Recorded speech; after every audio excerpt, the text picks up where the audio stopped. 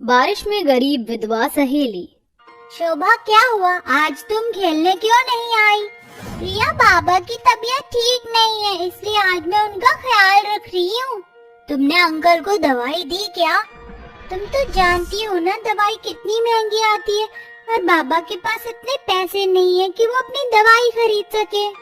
शोभा की बात सुनकर रिया जल्दी से अपने घर जाती है और अपनी जमा की गई सारी पॉकेट मनी को लेकर वापस शोभा के घर आती है और उन सभी पैसों को शोभा को दे देती है। शोभा, ये लो, ये सारे पैसे मैंने अपनी पॉकेट मनी से सेव किए थे। तुम इन पैसों से जाकर अंकल के लिए दवाई लेकर आ जाओ और उन्हें दे दो। अंकल जल्द से जल्द ठीक हो जाएंगे। शोभा जल्दी से डॉक्टर के पास जाती है और अपने बाबा के लिए दवाई लेकर आती है और अपने बाबा को दवाई खिलाती है, जिससे शोभा के बाबा की तबीयत ठीक हो जाती है। थैंक यू रिया, अगर तुम मुझे पैसे नहीं देती तो मेरे बाबा की तबीयत ठीक नहीं हो पाती। तुम मेरी सच में बहुत अच्छी सहेली हो, हम हमेशा ऐसे ही दोस्त रहेंगे। जिसके बाद शोभा और रिया एक दूसरे से गले मिलती हैं। रिया और शोभा बचपन की बहुत अच्छी और पक्की सहेलियां होती हैं। रिया एक अमीर परिवार से होती है, लेकिन अमीर होने के बावजूद भी रिया में भी किसी भी तरह का कोई घमंड नहीं होता है। वहीं शोभा एक गरीब परिवार से होती है, लेकिन इनकी दोस्ती के बीच में कभी भी अमीरी और गरीबी की दीवार नहीं आती है। और ऐसे ही आज ये दोनों बचपन की सहेलियां बड़ी हो जाती हैं। शोभा, मुझे एक बात बता रही थी। मेरे डैड मुझे आगे की पढ़ाई के लिए लंदन भेज रहे हैं, इसलिए मैं अगले महीने लंदन जा रही हूँ। अब मैं लंदन से 2 साल के बाद ही वापस आऊंगी, जब मेरी पढ़ाई पूरी हो जाएगी। रिया, ये तो बहुत अच्छी बात है। मैं तो यही चाहती हूँ कि तुम बहुत पढ़ो लिखो और एक कामयाब इंसान बनो। रिया, मुझे भी तुम्हें एक बात बतानी थी। बाबा ने मेरा रिश्ता तय कर दिया है और इस महीने ही मेरी शादी है। क्या? सच में शोभा, तुम्हारी शादी है? कॉन्ग्रेचुलेशंस शोभा, मैं तुम्हारे लिए बहुत ज्यादा खुश हूँ। दोनों सहेलियां एक दूसरे के लिए बहुत ही ज्यादा खुश होती हैं। देखते ही देखते कुछ ही समय में शोभा की शादी हो जाती है और शोभा अपने ससुराल चली जाती है। इसके बाद रिया भी अपनी आगे की पढ़ाई के लिए लंदन चली जाती है। शोभा एक गरीब परिवार से होती है, इसलिए शोभा की शादी भी एक गरीब परिवार में ही होती है। पूरे घर में शोभा का पति रमन ही था जो काम कर रहा होता है और अमन की कमाई से ही पूरा घर चलता है। शोभा बहू, जब बाहर से कपड़े लिया, बारिश का मौसम हो गया है, न जाने कब बारिश आ जाए। ठीक है माँ जी, मैं अभी कपड़े ले आती हूँ। शोभा जल्दी से बाहर जाकर सारे कपड़े घर के अंदर लेकर आती है। शोभा जैसे ही घर के अंदर आती, वैसे ही बहुत तेज बारिश शुरू हो जाती है। तेज बारिश होने की वजह से शोभा के घर की छत से पानी टपक रहा होता है और धीरे धीरे घर में पानी भरने लगता है। ये भगवान, ये बारिश का मौसम तो हम गरीबों के लिए है ही नहीं। बारिश के मौसम के शुरू होते ही पूरे घर में पानी भरना शुरू हो जाता है। पूजा, शोभा, जल्दी से तुम दोनों बर्तन छत से टपक रहे पानी के नीचे रख दो, वरना घर में पूरा पानी भर जाएगा और बाल्टी से हमें पानी निकालना पड़ेगा। शोभा और पूजा जल्दी से सारे बर्तन छत से टपक रहे पानी के नीचे रख देती हैं और घर में जो पानी भर जाता है उसे सब मिलकर साफ करने लगते हैं। बारिश के मौसम में सारे परिवार को बहुत ज्यादा परेशानी का सामना करना पड़ता है। गरीब होने की वजह से इनके पास इतने भी पैसे नहीं होते हैं कि अपने घर की छत को ठीक करा सके। ऐसे ही दिन बीतते रहते हैं और एक दिन, माँ और शोभा, मैं काम पर जा रहा हूँ। आप इतनी तेज बारिश में कहाँ जा रहे हैं? बाहर देखिए, बारिश कितनी जोरों से हो रही है। आज आप काम पर मत जाइए। रमन बेटा, शोभा बहू बिल्कुल ठीक कह रही है, आज तुम घर पर ही रहो। ये आप दोनों कैसी बातें कर रहे हैं? आप तो जानते हैं ना कि मैं दिहाड़ी पर काम करता हूँ। अगर एक दिन काम पर नहीं गया तो उस दिन की दिहाड़ी मुझे नहीं मिलेगी, तो हम लोग क्या खाएंगे? मुझे कुछ नहीं होगा, आप लोग फिक्र मत करिए, मैं जल्दी आ जाऊंगा। इतना कहकर रमन काम के लिए निकल जाता है। बारिश बहुत तेज हो रही होती है, जिस वजह से रोड पर सामने से आ रही गाड़ी रमन को ठीक से दिखाई नहीं देती। गाड़ी की स्पीड बहुत ज्यादा होती है, जिस वजह से रमन का एक्सीडेंट हो जाता है और रमन की मौत हो जाती है। रमन की मौत का पूरे परिवार को बहुत बड़ा सदमा लगता है। हे भगवान, ये तूने क्या कर दिया? अब मैं अपनी सारी जिंदगी कैसे गुजारूंगी? मैंने तेरा क्या बिगाड़ा था जो तूने मेरे पति को छीन लिया? रो मत बहू, जो होना था वो हो गया। अगर तू ऐसे ही हिम्मत हार जाएगी तो ये पहाड़ जैसी जिंदगी कैसे काटेगी। रमन के जाने के बाद घर की सारी जिम्मेदारी शोभा पर आ जाती है। शोभा लोगों के घरों में काम करके अपने घर को चलाती है। इतना सब कुछ हो जाने के बाद भी इस परिवार की परेशानी यही नहीं रुकती है। तेज बारिश और हवा की वजह से इनकी छत कई जगहों से टूट जाती है, जिससे तेज बारिश की वजह से इनके घर में पानी भरने लगता है। भगवान, ये तू हमें कैसे दिन दिखा रहा है? पहले तूने हमसे हमारा बेटा छीन लिया जो हमारा इकलौता सहारा था, लेकिन अब तू हमें ये दिन दिखा रहा है। इससे अच्छा तो तू हमें मार ही देता। पिताजी, आप कैसी बातें कर रहे हैं? ऐसी बातें मत बोलिए, सब ठीक हो जाएगा, आप हिम्मत मत हारिए।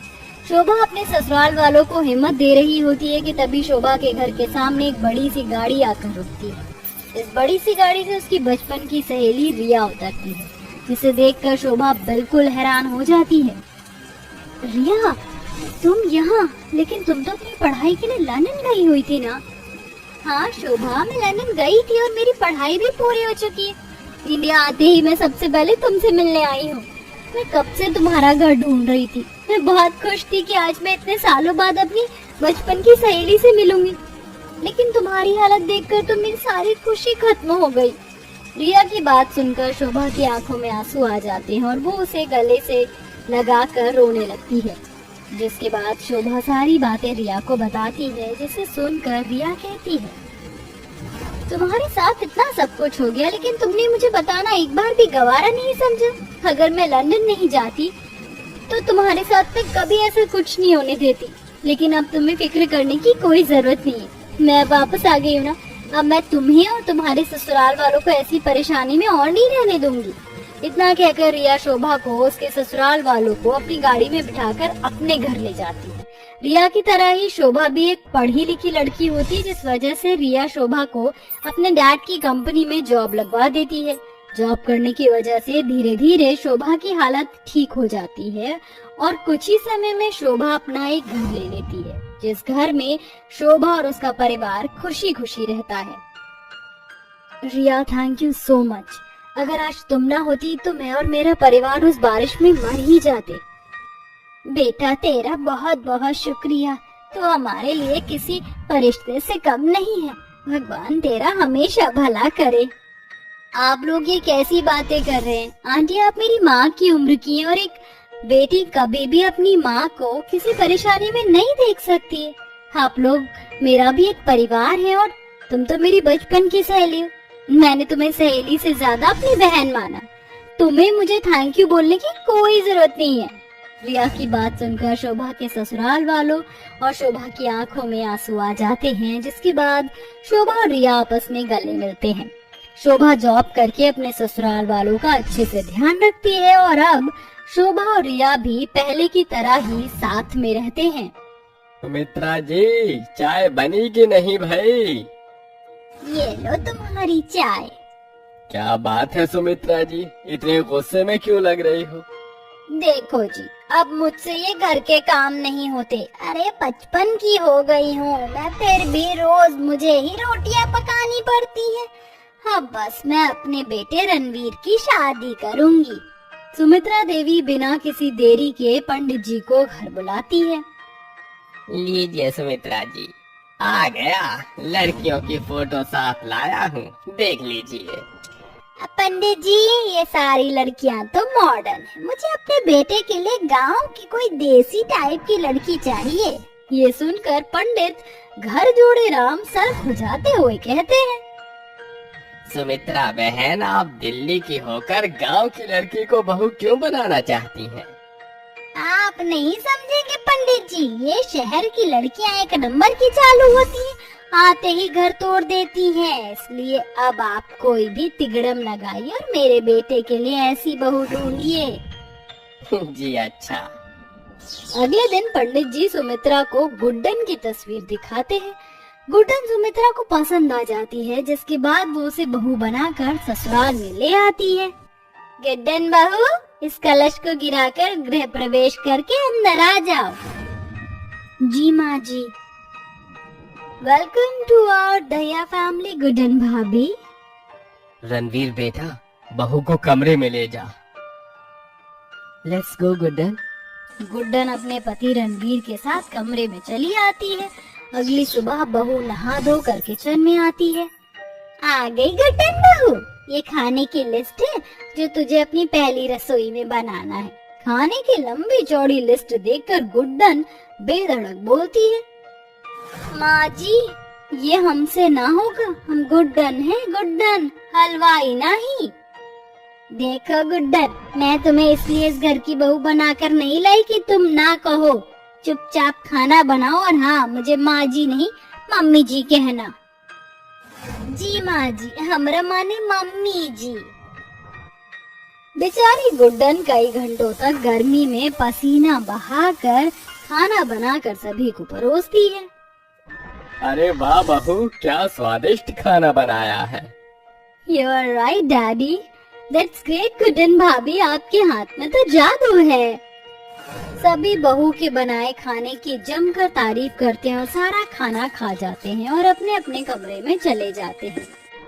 हे सीता मैया, पता नहीं मेरे ससुराल वाले कितने जन्मों के भूखे थे, इतना सारा खाना चट कर गए और मेरे लिए ये बर्तन घिसने को छोड़ दिया। ऐसे ही दिन गुजरते हैं। बेचारी बहू एक सुबह से लेकर रात ढलने तक काम में लगी रहती। गुड्डन जरा जल्दी से मेरे जूते पॉलिश कर दो। अरे बहू, जरा मेरे लिए एक कप चाय तो बना दे। गुड्डन भाभी, जल्दी से मेरा ब्रेकफास्ट कमरे में ले आइए। हाँ हाँ लाई। बेचारी बहू सभी का काम करते करते पूरी तरह से परेशान हो जाती है और चिढ़कर कहती है, बस बहुत हुआ, जिसे देखो गुड्डन गुड्डन गुड्डन करता रहता है। जब से इस घर की बहू बनकर आए हैं बस बर्तन कपड़े घिस रहे हैं। ससुरा कोनों को हमारी फीलिंग की पड़ी ही नहीं है। कोई भी हिलकर एक गिलास पानी पीने को राजी नहीं लागत है। ये गुड्डन को गधा समझ लिए हैं सबके सब। अब इनको लाइन पर कैसे लाना है हमको पता है। एक दिन बहुत तेज बारिश होती है जिस पर काव्या कहती है, गुड्डन भाभी देखो ना, मौसम कितना अच्छा है, बाहर बारिश भी हो रही है, अगर आप पकौड़े और गर्मा गर्म चाय बना लो मजा आ जाए। हाँ हाँ क्यों नहीं ननद जी। बहू ननद की फरमाइश लिए किचन में आती है और बेसन में ढेर सारा पानी मिलाकर मुंह लटकाए हुए सास और ननद के पास आती है। क्या हुआ भाभी, आपने अभी तक पकौड़े नहीं बनाए? रसोई में बस मुट्ठी भर बेसन था, बस हम पकौड़े बनाने जा रहे थे मगर बेसन पतला पानी बन गया। अब उसके पकौड़े तो क्या, भजिया भी बनने से रहा।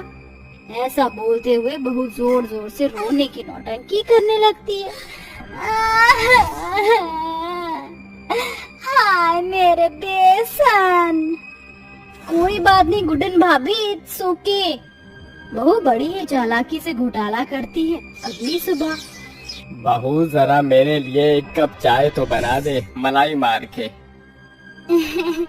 अभी थोड़ी देर पहले ही तो ससुर जी को चाय दिया है। ये दिन भर में 10 कप चाय बनकर पूरे घर में गैस के गोले छोड़ते रहते हैं। लागत है बुढ़ऊ का इलाज करे पड़ी। बहू किचन की सारी चीनी छुपाकर नया घोटाला करती है और ससुर को फीकी चाय बना कर लाती है। ये लीजिए ससुर जी चाय। ससुर जी चाय की एक घूंट पीते ही उसे थूक देते हैं। मम्मी जी, रणवीर जी, ननद जी, जल्दी आइए। क्या हुआ गुड्डन, क्यों चिल्ला रही हो? मम्मी जी देखिए, हमने ससुर जी के लिए दूध, पत्ती, गैस और मेहनत पसीना लगाकर चाय बनाई और उन्होंने चाय को जमीन पर फेंक दिया। ओह गुड्डन, एक घूंट चाय ही तो थी। एक घूंट चाय की कीमत तुम क्या जानो रणवीर बाबू। इसे बनाने में गैस, चाय पत्ती, मेहनत, पसीना लगा है। बस एक चीनी के लिए ससुर जी ने इसे फेंक दिया। So what? It's not a big deal भाभी। It is a big deal Nana ji, because Annapurna Devi going, गुस्सा हुई। गुड्डन ना सिर्फ चाय में चीनी का घोटाला करती है, बल्कि अपनी चालाकी से अपनी ससुराल वालों को अपनी बात का यकीन दिला देती है। वेरी गुड गुड्डन, बस ऐसे ही घोटाला करती जाओ। कैसे मेरे टेढ़े ससुराल वाले सीधे होते हैं। ऐसे ही वक्त गुजरता है। फिर एक दिन गुड्डन अपने पति रणवीर से कहती है, रणवीर जी, हमारी शादी को 2 महीना हो गया है, मगर आप अभी तक हमको एक मूवी भी नहीं दिखाए, न शॉपिंग कराए। हमको शॉपिंग कराने ले चलिए। गुड्डन, अभी तो तुम्हारे पास इतनी सारी नई नई साड़ियाँ हैं, फिर क्यों फिजूल खर्चा करना चाहती हो? और घर में इतनी बड़ी एलसीडी लगी तो है, इस पर देख लो मूवी। कैसे लाला लोगों के घर में फंस गई है तू गुड्डन? जो अपने लिए कुछ खरीदना हो तो फट से जेब से पैसे निकलते हैं और गुड्डन की बारी में ठेंगा दिखा रहे हैं। अब तुम देखो पति देव, कैसे हम तुम्हारे साथ घोटाला करते हैं। रात को रणवीर के सो जाने के बाद गुड्डन कैंची से उसकी पैंट की जेब कुतर देती है और पर्स छुपा कर रख देती है। अगली सुबह, गुड्डन, तुमने मेरा पर्स देखा क्या? कब से ढूंढ रहा हूँ, हर जगह देख लिया, कहीं भी नहीं है।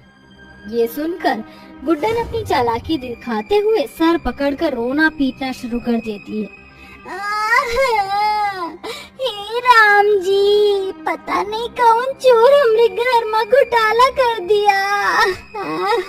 राम राम। अरे अरे, क्या हो गया बहू? ये तो भोजपुरी में खिटपिट क्यों किए जा रही है? मम्मी जी, रणवीर जी के साथ घोटाला हुई गवा। एक तो हमरे पति का पर्सवा चोरी हो गया और हमको रोने भी नहीं देते। भाभी, क्यों पूरे घर को सुबह सुबह मछली बाजार बना रखा है? मम्मी, मुझे तो लग रहा है इस घोटाले में भाभी का हाथ है, क्योंकि ये जो इतनी बुरी दिखती है ना, ये है नहीं। अरे हम अपने ही घर में क्यों घोटाला करेंगे? चुप हो जाओ सभी। काश कि मैं गुड्डन को मूवी दिखा लाता तो इतना अफसोस न होता कि पैसे चले गए। सब कुछ शांत हो जाता है, मगर गुड्डन गुस्से में काव्या के कमरे के बाहर तेल फैला देती है। बहुत बड़बड़ कर रही थी ना, अब जैसे बाहर निकलेगी तो फिसल कर गिर जाएगी ननद जी। थोड़ी देर में काव्या बाहर आती है और फिसल कर गिर जाती है। तभी घर वाले वहाँ इकट्ठा हो जाते हैं। आउच, मेरा पैर। कितनी बार कहा है ना तुझे कि गीले बालों में नहा धोकर इधर उधर मत घुमा कर, मगर नहीं, तुझे तो आत्मा की तरह भटकने की आदत है। गिर गई ना? मम्मी, यहाँ पर कुछ गिरा हुआ था, सच्ची। तभी सबकी नजर फर्श पर गिरे तेल और गुड्डन के हाथों में लगे तेल की चिपचिपाहट पड़ जाती है, जिससे बहू का घोटाला ससुराल वालों के सामने आ जाता है। इसका मतलब मेरी बेटी काव्या बिल्कुल सही कह रही थी। ये सारा घोटाला गुड्डन बहू तू कर रही थी। तुझे तो लगता है कि गांव की बहू बहुत भोली भाली होती है, मगर तू तो बड़ी चालू चीज है। हाँ, तो गुड्डन क्या करती? आप लोग सारा दिन मुझ बेचारी बहू से काम करवाते थे और खुद अकेले अकेले मटर गश्ती मार कर आ जाते थे, और मेरी बारी पर काम काम काम। कोई गुड्डन चाय बना दो तो गुड्डन खाना बना दो, कपड़े घिस दो, बर्तन घिस दो। कि यही कराने के लिए लाए थे हमें? इसलिए हम भी गुस्से में घोटाला कर बैठे। क्या करूं, मैं मर जाऊं? मेरी कोई फीलिंग नहीं है। मुझे माफ कर दे बहू, मुझे तुझे समझना चाहिए था। हमें भी माफ कर दो भाभी। सभी को गुड्डन के गुस्से के पीछे की परेशानी समझ में आती है और वो उसे माफी मांगते हैं और सभी अब उसे समझने लगते हैं। और उस दिन के बाद फिर कभी घर में कोई घोटाला नहीं होता।